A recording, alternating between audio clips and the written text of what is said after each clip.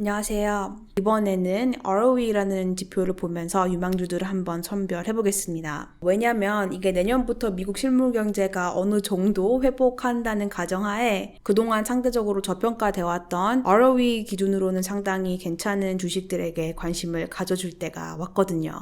그리고 저번 영상에서 가장 많았던 질문들 중에 하나가 왜 스크리닝 할 때 sales multiple, sales growth CAGR을 썼냐, EBITDA growth, EBITDA multiple 왜 쓰지 않았느냐 였는데 그 이유는 그때 그 스크리닝 목적이 이 FAM을 넘어설 차세대 성장주를 찾아보려고 했기 때문이에요. 원래는 주로 EBITDA multiple, EBITDA growth 보는 게 맞는데 성장주 특히 IT, healthcare 같은 이런 하이텍 growth industry 같은 경우는 기업들이 성장 자체에 집중하느라 투자 비용도 많이 소요되고 이 캐시플로우 변동성도 크고 아직 한창 투자하고 사업을 성장시키는 단계이기 때문에 EBIT earnings가 마이너스인 경우도 많아요. 그렇기 때문에 주로 그런 고성장주들을 볼 때는 sales 지표를 더 많이 봅니다. 그리고 당연히 반대로 어느 정도 안정기에 접어든 이제 대형주들 기준으로 뭔가를 선별을 한다면 그때는 sales보다는 EBITDA, EBIT, cash flow, earnings를 중요하게 보죠.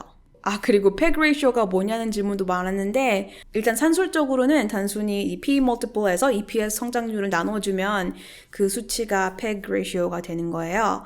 예를 들어서 PE multiple이 높은 종목 같은 경우는 이게 성장률이 너무 높아서 그게 주가에 반영됐기 때문에 PE가 높은 경우가 있는데 그런데 그런 상황에서 PE multiple만 이렇게 독립적으로 보면은 이거 너무 높은데 고평가 아닌가? 라고 생각할 수 있기 때문에 그거를 fair하게 조정을 해준다는 의미에서 이렇게 성장률로 나눠주면 그런 고성장주들에게 덜 불리해지죠. 물론 이 PEG ratio도 이 PE를 보완해줄 뿐이지 이게 완벽한 지표는 아닌데 그건 나중에 제가 용어 정리 영상이라도 만들면 그때 자세히 다루도록 할게요. 마지막으로 왜 테슬라가 없냐 이런 소리가 있었는데 애초에 그 스크리닝 시작 포인트가 이 S&P 500 컴퍼니 중에서 그 top 5 FAM 제외하고 나머지 495개 중에서 선별을 하고 이제 계속 필터하고 스크리닝하는 과정이었기 때문에 애초에 지수에 포함이 안 된 종목들은 들어가지도 않았어요.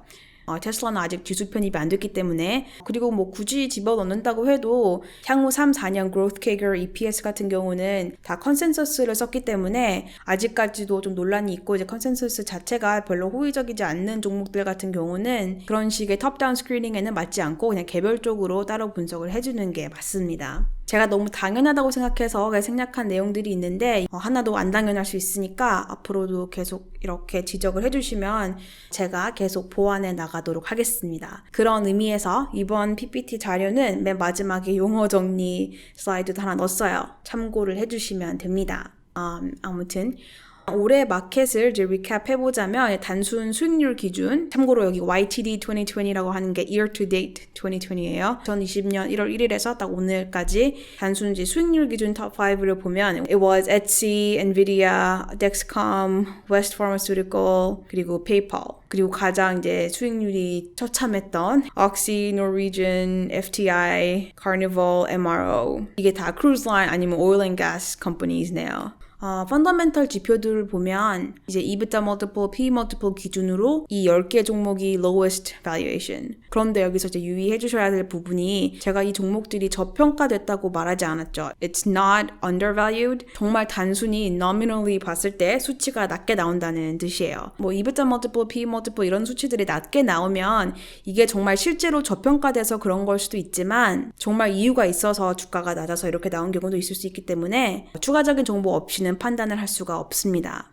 그래서 평소에도 이런 수치들을 볼 때 주의해 주시고요. 그럼 올해까지 현재 마켓 상황은 이렇고 내년 2021년 기준으로 이제 매출 성장률이 가장 높은 것으로 예상되는 대형주들을 보면 Qualcomm, ServiceNow, Facebook, AMD, Google 전부 매출 성장률이 한 20% 이상으로 컨센서스가 잡히는데 이게 논란이 좀 있어서 제외했지만 또 매출 성장률이 높을 것이라고 예상되는 기업들이 Booking Holdings 그리고 보잉 정도가 있네요. 그리고 2021년 EPS 기준으로 기대 성장률이 가장 높을 것 같은 기업 톱 5를 보면 또 Booking, Starbucks, American Express, Disney, Citigroup. 사실 이 기업들을 보면 올해 전부 EPS가 마이너스 60%대까지 큰 손실이 났었던 기업들인 것을 감안하면 아무래도 업계 전체적으로 경기가 많이 회복될 것이라고 전망을 하고 있다는 뜻이 되죠. 자, 그리고 이제 이거 말고도 이제 ROE라는 지표를 사용해서 어떤 기업들이 내년에 실제로 영업 실적이 개선되고 성장해서 이렇게 추가적인 주가 상승으로 이뤄줄 수 있는지 선별할 수 있는 방법도 있습니다. 그래서 지금 해볼 건데요. 자, 이 차트를 보면 올해 각 섹터별로 이제 아셋 클래스별로 어떤 산업, 어떤 상품이 선방했는지 수익률 기준으로 보여주는데요. 지금 일단 나스닥, IT 기술 성장주, 그리고 consumer discretionary, communications 이 섹터들이 거의 압도적인 수익률을 찍었는데 이 섹터 주식들의 공통점이 relatively high sales growth but low ROE stocks. 이런 식의 고성장주들이 그동안 득세했던 이유는 코로나 이후 경기 침체로 예상되는 전체 경제 성장률이 너무 낮았기 때문에 투자자 입장에서는 이 미래 기대 매출 성장률로만 봐서라도 다른 곳에서는 찾아볼 수 없는 이 성장에 베팅할 만한 이런 고성장 섹터에는 기꺼이 이제 주가 프리미엄을 줄 수 있었기 때문에 수요가 몰리다 보니까 그동안 이제 주가가 뛴 게 말이 되고요.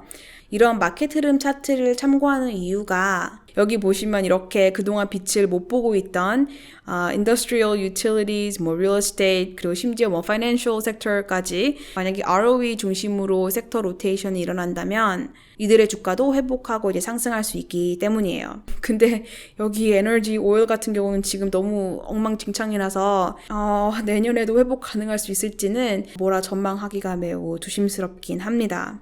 여기 다음 차트는 이 섹터별로 내년 ROE 기대 성장률이 높은 종목들이 선별이 된 리스트인데요. 참고로 여기에서 쓰이는 수치들은 다 Street Consensus. 자, 일단 ROE를 볼 때 주의하셔야 될 거는 이 ROE 자체만 보면 아무런 답도 나오지 않습니다. 이게 높은 건지 낮은 건지 전혀 감이 안 오잖아요. 그럼 일단 가장 먼저 여기 S&P 500 지수 전체 평균 ROE를 봅니다. 올해 같은 경우는 14%죠.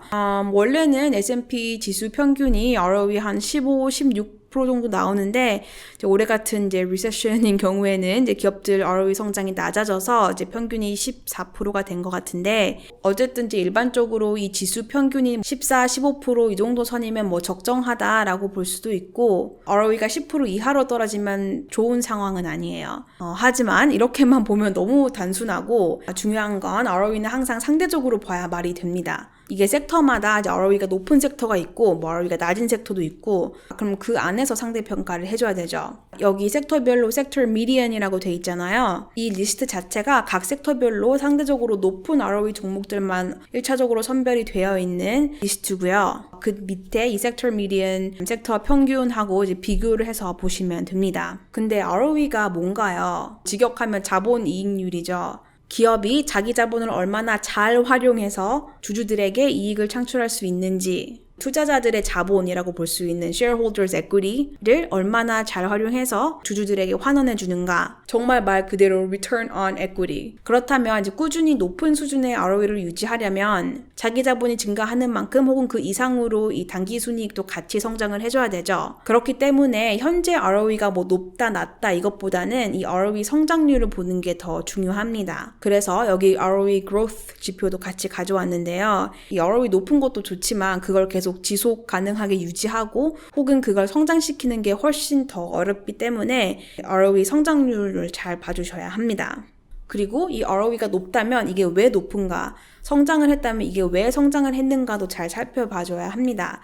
이거는 이제 그 기업마다 재무 상황을 살피면 알 수가 있는데요. ROE라는 지표를 구성하는 Net Income, Shareholders Equity 이 수치들 둘 다 되게 왜곡하기가 쉽거든요. 단순하게 여기 분모에 있는 Shareholders Equity를 감소시키는 방법으로 ROE를 높일 수도 있고요. 예를 들어서 기업이 이제 leverage를 더 끌어와서 이제 부채를 더 쓴다든가 아니면 share buybacks 자사주 매입을 해서 shareholders equity를 낮춘다든가 아니면은 there could be asset write-offs 이런 것들이 사실 이 회사의 펀더멘털에는 변화가 없지만 이게 인위적으로 shareholders equity를 낮출 수 있기 때문에 그런 식으로 회사의 ROE가 높거나 성장한다면 그건 바람직하지 않죠. 아무튼 개념적으로는 이게 ROE예요. 워런 버핏이 EPS보다 훨씬 더 선호한다는 그 지표. 이런 가치 투자자들이 항상 강조하는 지표들 중에 하나인데요. 저 같은 경우는 이 ROE를 보긴 보는데 이게 단점이나 한계점이 많아서 이렇게 절대적으로 의존하는 수치는 전혀 아니고 그냥 참고만 합니다. 이 외에도 단점이나 다른 한계점 같은 경우는 제가 드린 그 PPT 자료 맨 뒷페이지에 이제 정리를 해놨으니까 그걸 보시면 되고요. 그래서 어쨌든 이런 점들을 보완할 수 있도록 주로 ROE하고 이제 PB multiple 같이 봅니다. book multiple multiple이라고도 하는데 그래서 이렇게 price to book까지 같이 봐서 이제 고평가되지 않았는지까지 같이 판단해주면 어느 정도 이제 보완이 되고요. 그래서 여기 보시면 이미 한번 high ROE 기준으로 스크리닝해서 나온 이 50 companies 이 종목 리스트에서 또 한 번 스크리닝을 해줬어요. 그랬더니 나온 결과가 이 15개 기업입니다. 이렇게 2차적으로 스크리닝 했을 때 기준은 그래도 어느 정도는 주가 모멘텀이 있고 ROE 기대 성장률 그리고 내년 ROE가 섹터 평균 이상 그리고 앞 페이지에 있었던 이 price to book multiple 기준으로 이제 너무 고평가가 아닌가 우려가 되는 종목들은 필터를 해줬고요. 그리고 그 외에 이제 업계 상황이나 개별적인 뭐 사업 리스크 이런 퀄리테이티브한 부분들도 반영을 했고요.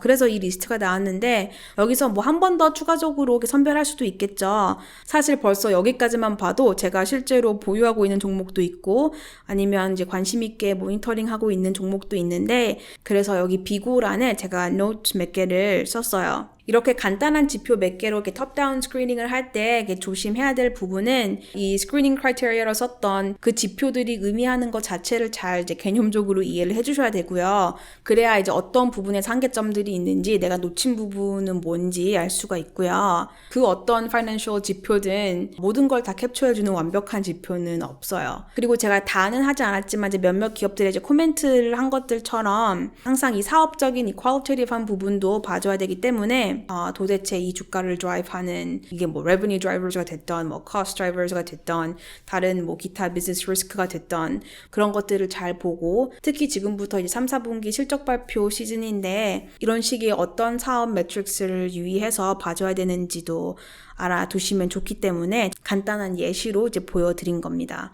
일단 분기 실적이 나오면 좀 더 이제 visibility가 있을 것 같아요. I noted here too. 근데 이제 앞으로 어떻게 될지 관심 있게 지켜보는 기업들이 CMG, FedEx 그리고 구글 정도가 있고요. 그리고 비교적 최근에 팔로우하기 시작한 것들은 Union Pacific이라는 industrial company 그리고 NextEra Energy 참고로 이거랑 짝꿍으로 NextEra Energy Partners라는 기업도 있어요. 그것도 같이 보고 있고 그리고 Western Digital 이 회사는 이게 IT 이 반도체 기업인데 사실 그동안 주가 수익률 측면에서만 보면 정말 최악이었거든요. 너무 많이 폭락한 기업이길래 그래서 뭐 궁금해서 팔로우하고 있는 기업들 중에 하나입니다.